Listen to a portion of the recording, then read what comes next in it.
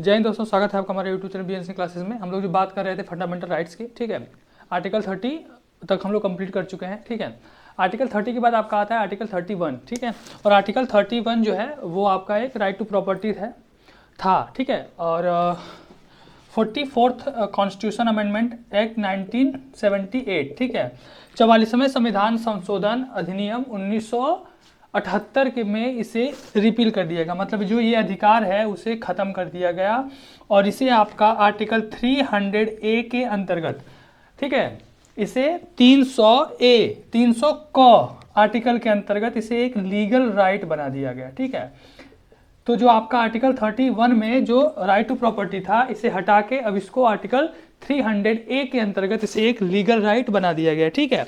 तो इसे हमें पढ़ने की मतलब उतना इंपॉर्टेंट नहीं है।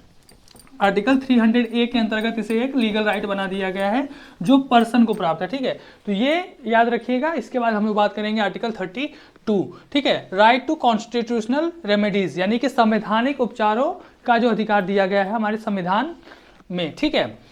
अब देखिए, जितने भी हमारे राइट्स, फंडामेंटल राइट्स, हमने आर्टिकल 12 डिफिनीशन 13, 14 से आपके स्टार्ट होते हैं आर्टिकल 30 तक।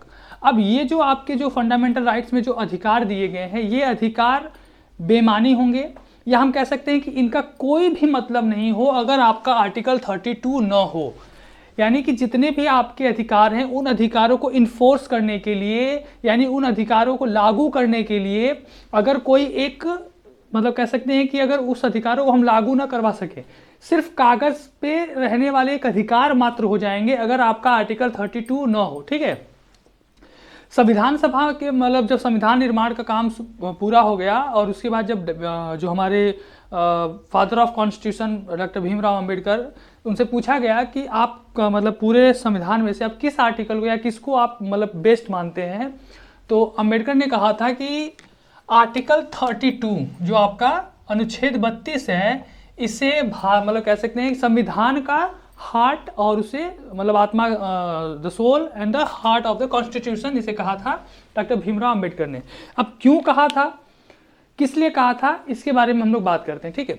अब देखिए आर्टिकल 32 क्या है। Article 32 remedies for the enforcement of the rights conferred by this part, यानी कि पार्ट 3 में जो आपके फंडामेंटल राइट्स हैं, उनमें जो आपको जितने भी रेमेडीज प्राप्त हैं, उनको इन्फोर्स करने का जो अधिकार है वो किसके पास है, ठीक है।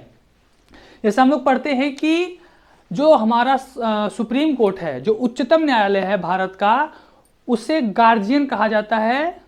मतलब कह सकते हैं कि संविधान, मतलब हमारे जो फंडामेंटल राइट्स हैं, हमारे जो अधिकार हैं, उनको संरक्षण के रूप में उसको नियुक्त किया गया है।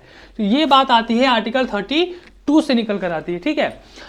अब देखिए क्या है कि आर्टिकल 32(1) में एक में जो कहा गया है वो है कि the right to move the supreme court by appropriate proceedings for the enforcement of the rights conferred by this part is guaranteed.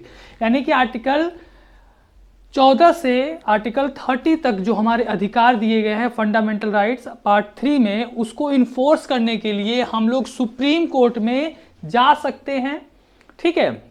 एक अप्रोप्रिएट तरीके से प्रोसीजर के तहत अंतर्गत हम लोग इन्फोर्स करने के लिए, हमारे जो भी अधिकार हैं उनको पूरा करने के लिए हम सुप्रीम कोर्ट जा सकते हैं, ठीक है। तो जब आप पढ़ते होंगे तो ये होता होगा कि फंडामेंटल राइट्स का अगर वायलेशन हमारा हो रहा है तो आर्टिकल 32 के अंतर्गत सुप्रीम कोर्ट और आर्टिकल 226 के अंतर्गत हम लोग हाई कोर्ट्स में जा सकते हैं, ठीक है।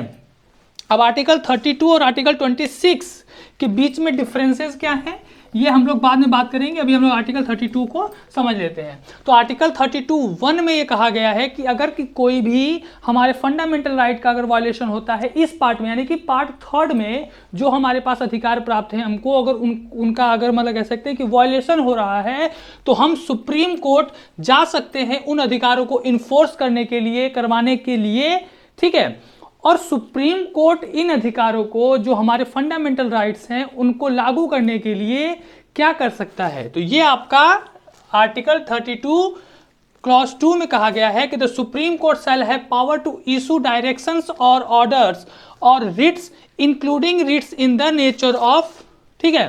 तो अब सुप्रीम कोर्ट जितने भी मतलब हमारे अधिकार हैं, उन अधिकारों को इन्फोर्स करने के लिए उसके पास ऑर्डर कर सकता है, रिट जारी कर सकता है, आदेश दे सकता है, ठीक है।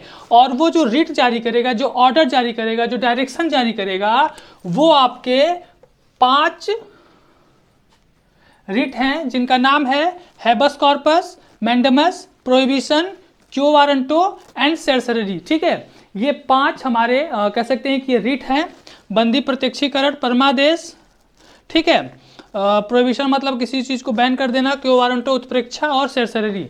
ये आपके 5 मतलब कह सकते हैं कि रिट है जो सुप्रीम कोर्ट आर्टिकल 32 के अंतर्गत जो भी फंडामेंटल राइट का वायलेशन हो सकता है, चाहे वो स्टेट हो, चाहे वो इंडिविजुअल प्राइवेट मेंबर हो, या फिर कोई ऑर्गेनाइजेशन हो, या फिर कोई इंफीरियर कोर्ट हो। ठीक है, इन सब के खिलाफ ये 5 रिट जारी कर सकता है फंडामेंटल राइट को इन्फोर्स करने के लिए। ठीक है, और ये आर्टिकल 32 के अंतर्गत आता है। ठीक है, and certiorari which may be appropriate for the enforcement of any of the right conferred by this part. इस पार्ट में हमारे जो भी फंडामेंटल राइट वायलेट हो रहे हैं उनको लागू करवाने के लिए 5 रिट जो दिए गए हैं, इन 5 रिट को सुप्रीम कोर्ट जारी कर सकता है। ठीक है, ठीक है, देखिए आर्टिकल 32 क्लॉज 1 क्लॉज 2, इसके बाद आपका क्लॉज 3 आता है। कह रहा है कि without prejudice to power conferred on the supreme court by clause 1 और 2। ठीक है, कह रहा है कि बिना मतलब किसी प्रेजुडिस के आप 1 और 2 जो क्लॉज में लिखा गया है उसके अलावा,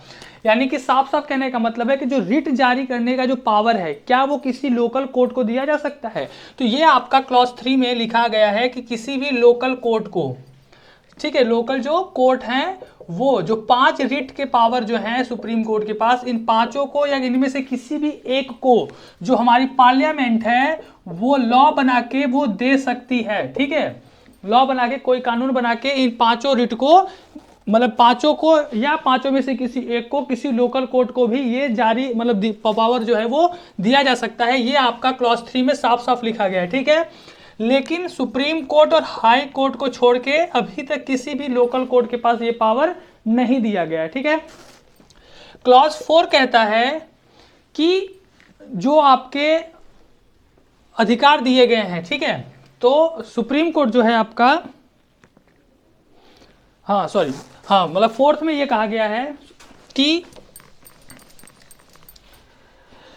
आर्टिकल 32 मतलब क्लॉज 4 में कहा गया है कि आर्टिकल 32 में जो भी आपके अधिकार दिए गए हैं कि इनको किसी भी हाल मतलब इन्हें सस्पेंड नहीं किया जा सकता। ठीक है, इन्हें सस्पेंडेड नहीं किया जा सकता एक्सेप्ट कॉन्स्टिट्यूशन में। अगर इसको सस्पेंड करने का कोई तरीका है, अगर संविधान में अगर इसे सस्पेंड करने के बारे में कुछ कहा गया है तो उसको छोड़ के किसी भी हाल में ये आपके सस्पेंड नहीं किए जा सकते। ठीक है, तो हमारा जो संविधान है उसमें आर्टिकल 359 के अंतर्गत जो प्रेसिडेंट है वो इसे सस्पेंड कर सकता है। आर्टिकल 359 को आर्टिकल 359 को यूज करके जो प्रेसिडेंट है वो इसे सस्पेंड कर सकता है, अदरवाइज ये सस्पेंड नहीं हो सकते। आर्टिकल 32 क्लॉज 4 में ये कहा गया है। ठीक है, तो ये हमारे जो आर्टिकल 32 क्लॉज 1 क्लॉज 2 क्लॉज 3 और क्लॉज 4 थे, इसको हमने आज समझ लिया। कल हम लोग बात करेंगे इसके बारे में, कुछ फैक्ट्स के बारे में।